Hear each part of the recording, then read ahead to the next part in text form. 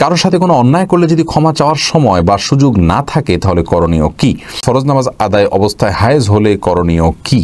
পোশাক নষ্ট হওয়ার ভয় আছে, এমন কোনো জায়গায় কি দাঁড়িয়ে প্রস্রাব করা যাবে? বাড়িতে থাকা অবস্থায় মেয়েদের পায়ের টাকনো দেখা গেলে কি গুনাহ হবে? আমি যদি বাসা থেকে উজু করে পরিষ্কার মোজা সহ শু পরে কাজে চলে যাই, শু পরে যদি নামাজের সময় আমার উজু নষ্ট হয়ে যায়, আমি যদি আবার উজু করি সেক্ষেত্রে কি আবার মোজা খুলে পা ধুতে হবে, নাকি মোজার উপরে মাসা করলে যথেষ্ট হবে? তওবার কাফারা কিভাবে দিতে হয়? জোহরের 4 রাকাত সুন্নাত নামাজ ফরজ শুরু হয়ে যাওয়ার কারণে পড়তে না পারলে পরে পড়া যাবে কিনা? ছোট বাচ্চাদের ছবি ফেসবুকে দিলে কি বদনজর লাগতে পারে? তাহলে চলে যাই আমরা সরাসরি প্রশ্নোত্তরে। সোহাগ, আপনি জানতে চেয়েছেন কারোর সাথে কোনো অন্যায় করলে যদি ক্ষমা চাওয়ার সময় বা সুযোগ না থাকে তাহলে করণীয় কি? দেখুন,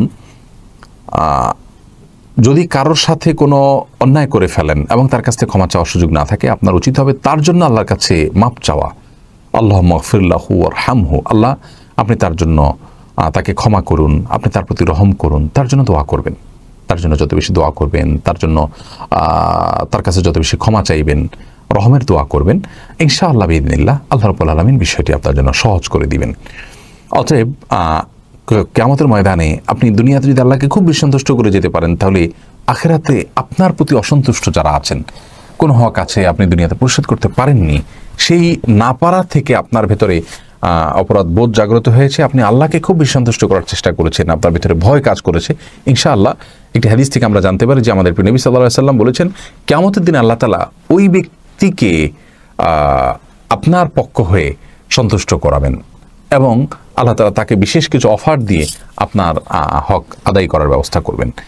অতএব যদি এরকম ব্যক্তিকে না পাওয়া যায়, তার পক্ষ হয়ে ক্ষমা চাইবেন, তার জন্য দোয়া করবেন, সেই সাথে বেশি বেশি আল্লাহর ইবাদত বন্দেগী করবেন, যাতে করে আল্লাহর সন্তুষ্টির মাধ্যমে তাকে আখিরাতে সন্তুষ্ট করা যায়। শামীমা নাসরিন জানতে চেয়েছেন ফরজ নামাজ আদায় অবস্থায় হায়েজ হলে করণীয় কি? অবশ্যই আপনাকে নামাজ ছেড়ে দিতে হবে যদি নামাজ অবস্থা আপনার হায়েজ হয়। সুলতান মাহমুদ মিল্টন, আপনি জানতে চেয়েছেন পোশাক নষ্ট হওয়ার ভয় আছে, এমন কোনো জায়গায় কি দাঁড়িয়ে প্রস্রাব করা যাবে?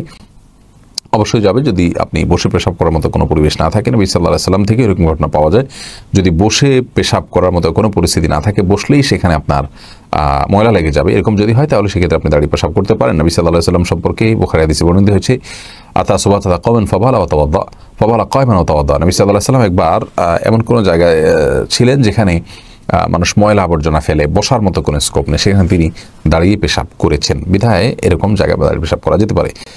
এরপর নিশাত বিনতে জামান জানতে চেয়েছেন বাড়িতে থাকা অবস্থায় মেয়েদের পায়ের টাকনো দেখা গেলে কি গুনাহ হবে? না, কোনো অসুবিধা নেই। বাড়িতে থাকা অবস্থায় মেয়েদের পায়ের টাকনো যদি দেখা যায়, বিশেষ করে মাহরামরা যদি দেখেন, সেক্ষেত্রে কোনো অসুবিধা নেই।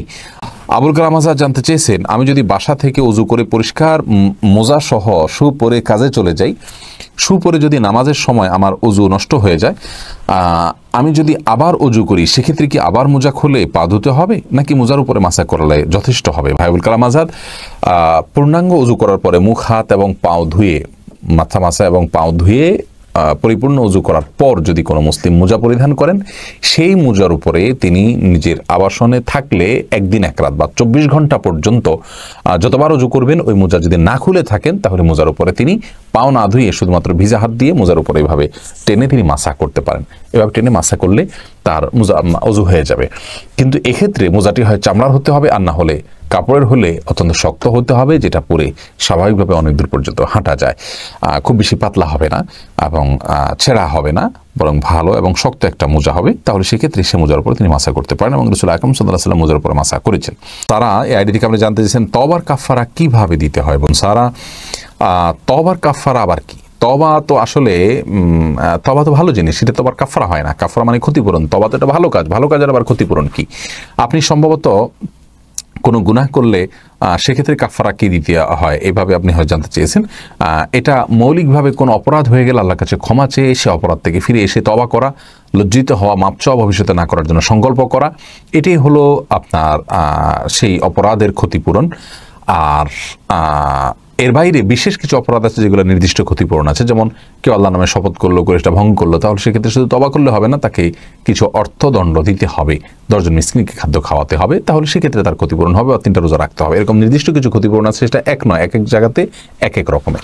আমরুল ইসলাম আপনি জানতে চেয়েছেন জোহরের 4 রাকাত সুন্নত নামাজ ফরজ শুরু হয়ে যাওয়ার কারণে পড়তে না পারলে পরে পড়া যাবে কিনা? অবশ্যই পড়া যাবে, বরং পড়াই উচিত। আমাদের প্রিয় নবী সাল্লাল্লাহু আলাইহি সাল্লাম এরকম জোহরের 4 রাকাত নামাজ একবার ছুটে গিয়েছিল, তিনি আসরের পরে সেটা পড়ে দিয়েছিলেন, যার কারণে অবশ্যই আপনি পড়বেন। উদ্দিন আইয়ুবী আপনি জানতে চেয়েছেন ছোট বাচ্চাদের ছবি ফেসবুকে দিলে কি বদনজর লাগতে পারে? হ্যাঁ ভাই সালাউদ্দিন আইয়ুবী, হতেই পারে, কারণ আন-নাজরু হাক্কুন আল আইনু হাক্কুন, নবী সাল্লাল্লাহু আলাইহি সাল্লাম বলেছেন যে দৃষ্টি দিয়ে মানুষের ক্ষতি করা এই বিষয়টি সত্য, এই বিষয়টি সত্য প্রমাণিত, যার কারণে ফেসবুক সোশ্যাল মিডিয়াতে ব্যক্তিগত বিষয়গুলোকে খুব বেশি শেয়ার করা অনুচিত।